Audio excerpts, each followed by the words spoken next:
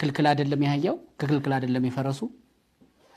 እኔ ፈረስ አህያ እባብ አይጥ አላልኩም በአጠቃላይ እግዚአብሔር የፈጠረው ፍጥረት ዛሬ በወንጌል በአዲስ ኪዳን ነው ማለት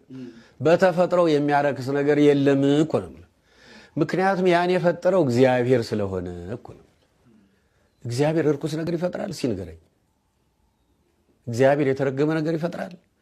ያ ነገር ይሄ የረከሰ ነው ይሄ የተረገመ ነው የተባለበት ዘመን እኛ በተረገምንበት ጊዜ ነው በእኛ ምክንያት ምድር በተረገመችበት ጊዜ ነው አሁን በክርስቶስ ደም ዓለም ታድሳለች ወደ ቀደመ ተፈጥሮዋ ተመልሳለች ያን ጊዜ የተጠሉ ረከሱ ተረገሙ የተባሉ ፍጥረታትም ወደ ቀደመ ተፈጥሯቸው ተመልሰዋል እግዚአብሔር የፈጠረውን ሁሉ ተመለከተ እነሆ ሁሉም እጅግ መልካም ነበር አዲስ ኪዳን የሚለው ይሄን ነው በሙሉ ለምሳሌ ጢሞቴዎስ 4 ሌሎችንም ማየት ይችላል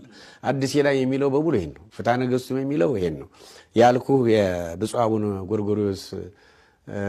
መጽሐፍ የቤተክርስቲያን ታሪክ የኢትዮጵያ ኦርቶዶክስ ቤተክርስቲያን ታሪክ በሚለው ላይ የምታየው ይሄን ነው የቤተክርስቲያኑ አስተምሮ ይሄ ነው ሆኖም ግን ማትወደውን ነገር ማይወደድን ነገር ግድ ብላ አትባልም መብት ነው አለመብላት መብት ነው እንኳን እንስሳትን አይዋፍን አይደለም ወተት አልጠጣም ማራልስ ማለት አሁን በእኛ ዶሮ ስጋ ማይበሉ አሉ የፍየል ስጋ ማይበሉ አሉ ስለዚህ ረከሱ ብለው አይደለም ስለማይወዷቸው ነው አሁን ማንበላውን ነገር ሁሉ ስለማንወደው ስለማንወዳቸው ነው እንጂ ከርክሰት ጋር አይያያዝም እንጂ ሃይማኖታዊ ክልከላ የለባሽ በሃይማኖት አይከለከልም